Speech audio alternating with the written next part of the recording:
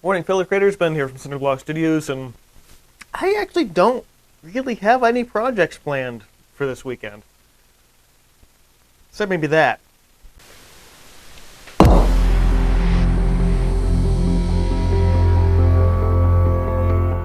So that is a very large oil painting. I know that's a little more unusual for me, but I figured, go big or go home, and why not go oil too? I have no plan for that piece whatsoever. No sketch, nothing. I'm just kind of doing little bits at a time, whatever feels right.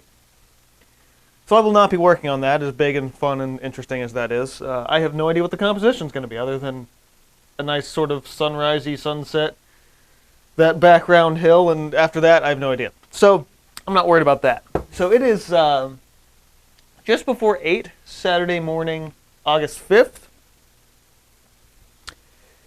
I'm going to try and figure out what I even want to paint today. I don't really have a ton of time this weekend to do studio stuff, and with it getting warm, it's not exactly the best place to be right now. It is actually a little bit warm down here, more so than is usually comfortable. Also, interestingly, today would be the day of the annual Lawrenceville Art Crawl, which the past few years I have done. This year I decided not to do it for two reasons. One of the biggest goals for me to do the art crawl in the first place was if it had normally been in June or July, when it has been for the past 5 or 6 years. I have no idea why it's August this year. It would have been a fantastic promo for the Splatter World show. But now, obviously, it's a little completely meaningless. Two, the other reason why I'm not doing it is because it's in August! As soon as I saw the date, August 5th, I'm like, are you out of your mind? You know how humid and disgusting it's going to be in August? I'm not going to sit in the street for 10 hours sweating my ass off in that weather. F that. And the past couple of years have not been really lucrative for me in that sense. There was great foot traffic last year. Almost nobody even stopped. And from the artists I talked to, it was like that for everybody. Unfortunately, I do think the advertisement has been better this year, but I had already previously decided not to be a part of the show. So, yeah.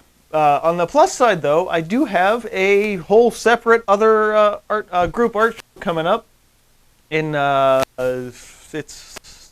think that the show runs through October, but it starts like the end of September. This is actually a really interesting one because one of the few times I was legitimately contacted by a gallery. I actually, when I got the email, I thought for sure it was spam, based on a handful of factors. So I actually had contacted the gallery and said, hey, I'm pretty sure this is spam, just letting you guys know. And they're like, oh, this is real. And I'm like, just so you guys know how insanely rare it is for an artist to actually be contacted by a gallery that isn't a scam. Like that is, it was like, this is a huge red flag here. And they're like, oh no, we actually found your stuff through the Pittsburgh Society of Artists website. And yeah, do you want to be part of this show we're doing? And I was like, yeah. Okay, so some additional stuff too I want to talk about is, let's first start with the stuff that you can get your hands on. And that is the prints from Splatterworlds, the leftover ones. So, there are 14 available of the 8x8 Kingdom and Odin's Canyon prints. These are available right now on cinderblockstudios.com. I did these before I came down to work today. There are 4 copies of the 12x12. Did I say 8-inch square? I don't know if I can't remember if I just said 12x12. 8-inch, 12-inch prints from of the Odin Canyon piece.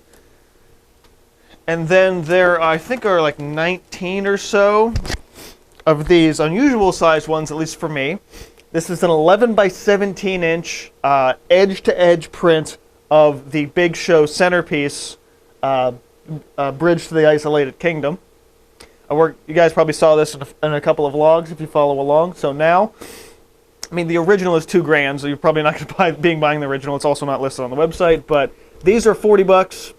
And if you hold out till Christmas, you can get them on sale. But good little extra bonus thing, and both of these prints are on the top of the page at the shop at cinderblockstudios.com. So go get yourself one. In addition to that, I finally did a rotational artwork at Red Fish Bowl. They got a bunch of my new, I think I gave them like 5, maybe 6 of my best new pieces. And all that stuff that I had previously has come back. Some of which is probably going to be stuff that gets painted over. Most notably is one that I actually may have already painted over. I think it was this one. Yeah, it was definitely this one. I think. Maybe. Maybe not. I don't know. I think it probably was. Some of you guys may remember a piece that I actually did it over the course of, I think, 2 or 3 vlogs, and that was it was an under the sea kind of painting. That's this. I painted over it. I didn't like it. I was taking it with me, and Tris at the gallery was like, I don't really want to give this one back to you, and I'm like, I'm taking this back regardless, and I'm painting over it. And there were other people there like, oh, you didn't paint over that, but it looks so good. I'm like, it's been in the gallery for like a year and a half, and no one's bought it. It can't be that good. So I'm painting over it, and I did. So this week, actually, partially, since last weekend anyway, has been a lot of that. It's been a lot of taking stuff back and exchanging and preps and other preps. And there was the window piece from, the window in progress piece from Splatter Worlds, which had never been intended to get finished. So I gessoed over that and sanded it back down. So I think, if anything, to start today, I actually want to give this a layer of some pumice gel or something, because it's a fairly uneven. I mean, I sanded it down after the gesso pretty heavily, but I want to give this a little bit more tooth and texture, even though I'm probably not going to paint anything on it today. So that's kind of what's been going on anyway. All right, let me get into this. And the specific colors I'm using. Okay, so I found through putzing around a little bit, I stuck this painting from last week in the corner and forgot to wire it. So I got backlighting as usual. This is a little piece that I'm calling A World of Our Own Design. I've also kind of been wandering around the house because of that show I just talked about for September, October. I got an email, I guess, Friday about that. I was like, hey, do you know what sizes and what pieces you're bringing? I'm like, I don't really have a clue yet. There's only one in particular that I was taking up, or think of taking up, and I think I had already mentioned that. So this one could work. The one thing is I really kind of want to take Valley of the Colossus, which I just got back. I'm going to be putting it right back into the show, but it's a little bigger than what they sort of quoted me as their biggest size. So I will have to check, but because I'm looking at all the stuff, because the theme of the show is like things of other worlds, and I'm like, well, that's basically all of what I do. But I was like, all of my other space otherworldly stuff or pieces are really, really dark. And I was collecting a few of them around, seeing what's in my closet, stuff like that, and I'm like, every one of these pieces is really, really dark, and I want to balance it out with some lighter ones somewhere in the mix. So actually, I'm going to have to trim this canvas down a little bit. I've got a lot more overhang than I should. But yeah, I suppose I'll have to check. I mean, it is, again, it's not that much bigger than their max size, which I did go back and check. It's 24 by 30, and that's a 24 by 36. So I feel like it's not, like this extra 6 inches. It's not terrible. I'm pretty sure if I cleared it, they'd be okay with it. And given the epicness of the piece, like I could chance I could maybe steal the show a little bit with that one. So I will have to check and send an email today, probably being like, yeah, there's a couple I'm kicking around. These are the general sizes, but there's one in particular I'd really love to bring. It's a little bigger. Could you accommodate for it? You know,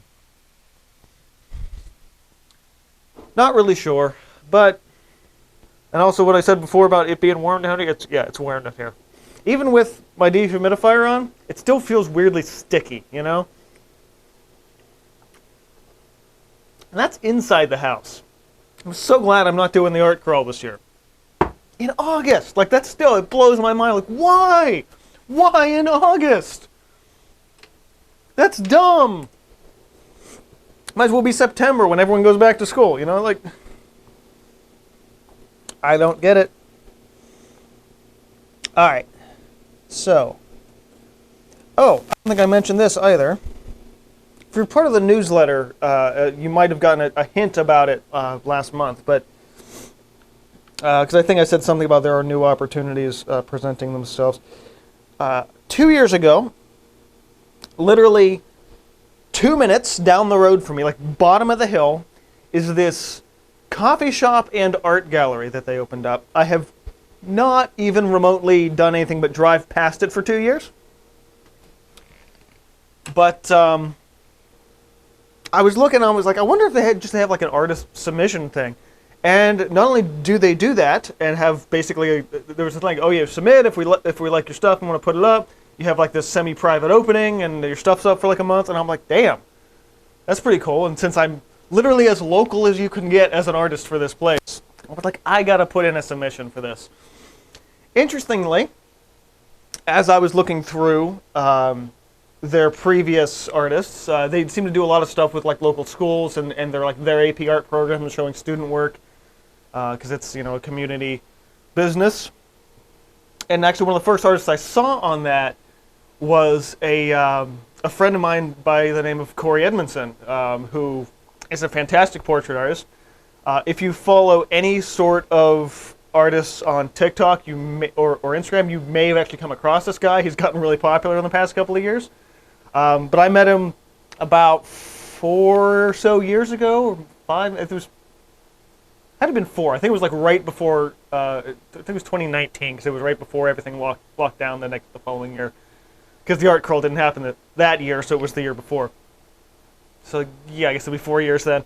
But he was like just barely breaking into doing stuff, and I'm like, dude, your stuff is really, really good. Like as soon as I saw him, like, this guy is gonna be popular, and I was right. Anyway, so he was one of the first artists in this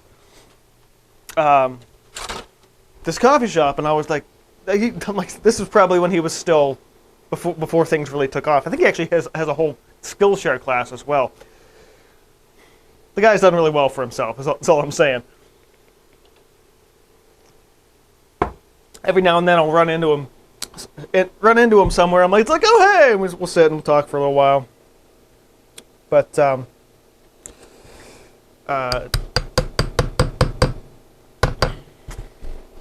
yeah. So when I saw that he had been there, I was like, well, I absolutely have to submit into this place then. If someone of his skill level was like their starter. Yeah, more than interested in that place now. Not that I ever wasn't interested in that place. I was always be driving past, like I should stop in there at some point. Never have. That is also sort of on my agenda for the next few weeks. I was also looking, so they in the submission form on their website,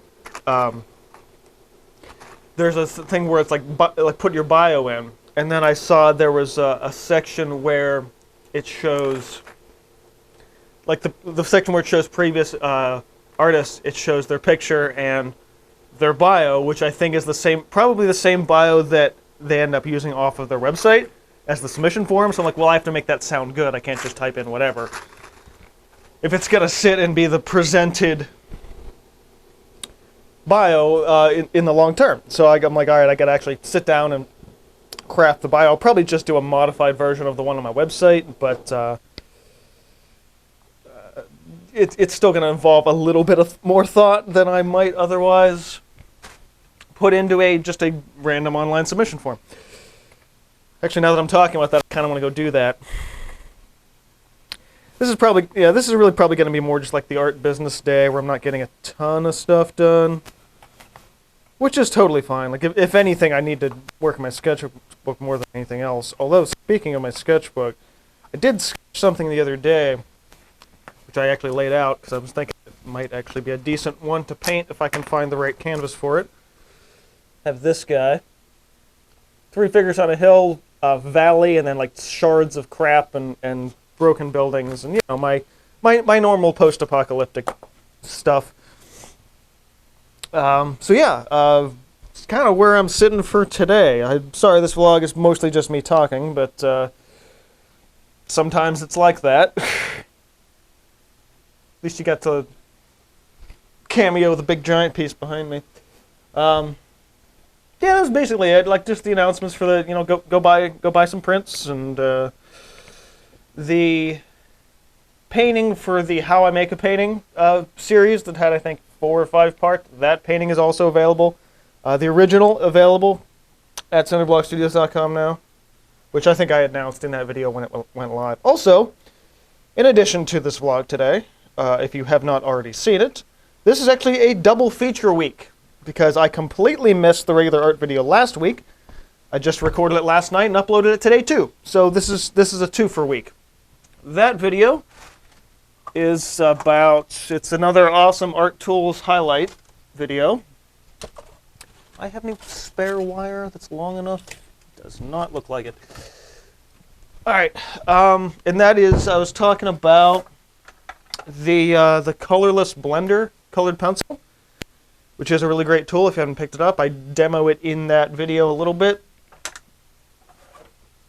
I've talked about it before, but I felt like giving it its own separate video is worth it. Also, teaser for an upcoming video. I should really write it down because it's hidden. I saw this in the art store a couple of weeks back, a couple of months back actually, maybe even a year ago. It's been a while. I was there with my art friend, and she pointed this stuff out. This is Schminky Medium W Gel. I already can picture the thumbnail I make for this. It's probably have to be a separate image where I just go like, and it's with the caption, "What sorcery is this?" Because what this stuff does, or says that it does, is it turns any oil into a water mixable oil that cleans up with water. And I'm like, that sounds ridiculous. So I'm going to do some tests. I usually try to do some tests before I grab a new product or showcase a new product on the channel. At least a little bit of testing is always good. And yeah, that'll be its own separate video at some point. Something else I'm working on too. I can talk a little bit about this, sorta. Is last time I picked up art supply, well, shipment of art supplies, I licked up some plaster, and I've been doing some tests of alternatives to molding paste using plaster. The biggest hurdle I've found has been shelf life, and this will, whenever I get around to doing this video, it's probably going to be the main point. So spoiler, but I did a couple of test batches here, mixed with color as well as just the bases themselves. And I didn't look for a recipe. I was just kind of like some of this, and some of this, and I wrote down all my ratios. While some of them worked very well, they only worked in a fresh batch. They never worked. I put them into some leftover jars, leftover medium jars, because I have a bunch. Well, not a bunch, at least at this point, but I have some of the empty medium jars that I will use for varying mixes of other things. So I put them in, sealed them up tight, and within an hour of them being sealed in a jar, they were dry. Almost all of them. One of them, this was actually rather interesting. I used some gypsum ground up, and what I got is basically these little balls that never fully dried. I think they were closer to dry now. And I said it looks like feta cheese, but it's crumbly, and it retained a lot of moisture. It actually, I would say, I did that, I think, last month, maybe 2 months ago, and I think just now these are finally actually dry enough that they crumble. And not that it didn't crumble before, but it crumbles more now than it did. So that's going to involve some more testing and possibly a sacrificial canvas at some point. So yeah, that's that. I'm honestly not really sure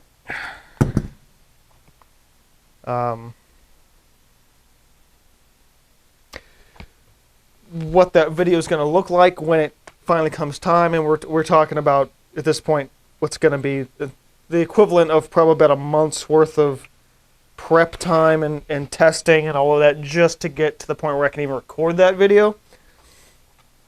And I do also really need to, at some point in the near future, make a day where I can sit down and script some new stuff. Because part of the reasons why I've been so hit and miss with videos lately has been everything. I've got like 15 ideas on my board, but all of them require at least a little bit of scripting. Outlining, I should say. I don't word for word script anything, but I've been riding on a high of not having to script things in a long time. But I do really need to get back to doing that, especially for the more processed and even not more, other way around, more educational stuff and not stuff that's more process based, which those videos seem to do better anyway. Okay, so this is wired. Yay! God, it's so hot down here. This might be another sit in my office and play games weekend just because of how damn hot it is. But this is done. Yay. I can go hang this one up. I do want to get the title on the back, as I've been doing lately. A World of Our Own Design. So the story behind this is you have these 5 figures here who, when they were young, created an RPG world, primarily on paper. And as technology has advanced into virtual reality, they can now build that world digitally, and for the first time in like 20, 30 years of their lives, can step into the world of their own design, even though it is strangely fantastical in its own way. But the fact that they can stand on this hill and see the world that they created decades earlier in reality is just one of those like wow kind of moments. So that's the story behind this piece. So that said, I think I'm just gonna wrap this vlog up. I got to get this vlog and the other video edited and uploaded in the next 3 hours. So that's kind of where I'm sitting. I might do some sketching this weekend. I might smear some paint around or something. I'm not really sure, but this is primarily another somewhat lazy weekend for me. Also, my niece's birthday party is tomorrow, so that's taking up a bit of time. I got to go to the store. I got to get some birthday gift wrap and all this other stuff. But I have been doing a little bit of art stuff throughout the week, just not anything major. And honestly, after finishing this last week, that's enough for a little while. And all the other stuff, and the bio for that art submission and the emails. It's all the boring business stuff that's not really photogenic on camera, but stuff that has to be done. So I hope you guys are at least having a somewhat more active and creative weekend than I am, as I sit here and sweat. So thanks guys for watching. This has been from Cinder Studios, reminding you to keep on creating, and I will see you guys next time.